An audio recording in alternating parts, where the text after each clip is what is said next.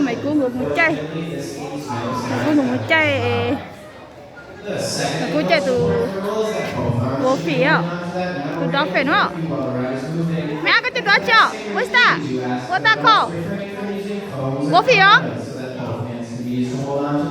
Theo tôi cho nên hay chuyện nào. Mấy sự này? Mấy sự này?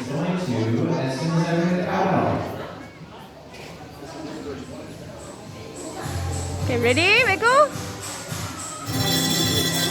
Mấy cô chạy xuống mà. Bài ơi! Cái nó khó à?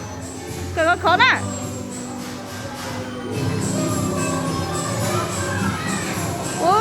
Mấy sự khó thử. Mấy sự không tập là. Mấy sự mà chạy, mấy sự tôi khiến chị. Tiếng đi tiêu.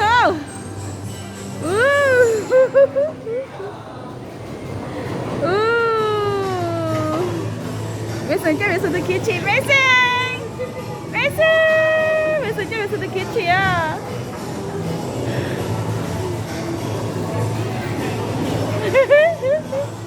Mason chơi Mason tôi kia chị à.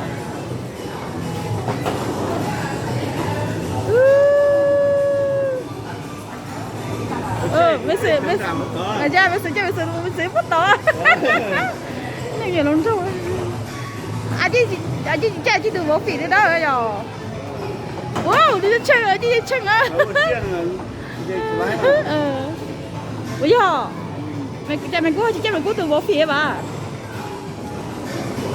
Cũng nhiều ra mình cũng cái dây từ tọt lấy. Bây giờ. Có thể làm dây nữa. Mason Kitty, ông ấy thử chơi được chơi được hết. Mày sẽ thử. Mày sẽ ta Kitty Mason. Mày sẽ thử. Talo, talo. Wow, đừng làm mình chơi từ bộ phỉ theo rồi. Đừng làm mình chơi từ. Cho nó mà nó muốn xô hỏi chuyện nữa là.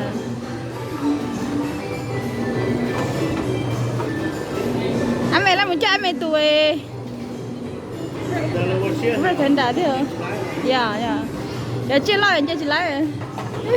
Vậy cô. Ame. Dạ.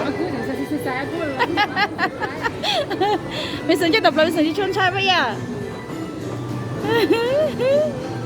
Chị tôi chỉ cho chị tụi bố phí rồi. Anh cậu tôi chị tụi bố phí nó lo à? Anh chị chỉ lại nè. Wow. Tôi chỉ muốn được chơi món kia. Yên cô. Chị tụi bố phí đó chỉ nó lo vậy rồi. Lo thôi chơi chị chỉ lại rồi.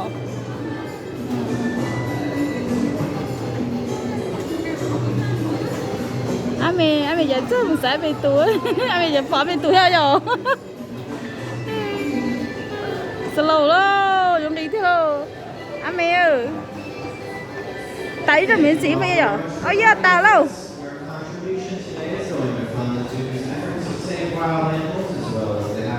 Itu nung baca apa ya? Itu nung ada hả? Oh. Oh lah. Ayo talo. Wow, aja dah sah.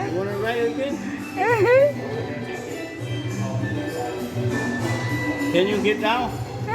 Tao chỉ complete cho. Anh mày tự rất thành đạt tao nó. Mình chơi thì tự rất thành đạt tao đó. Chứ đó vậy lúc nó mình chơi complete.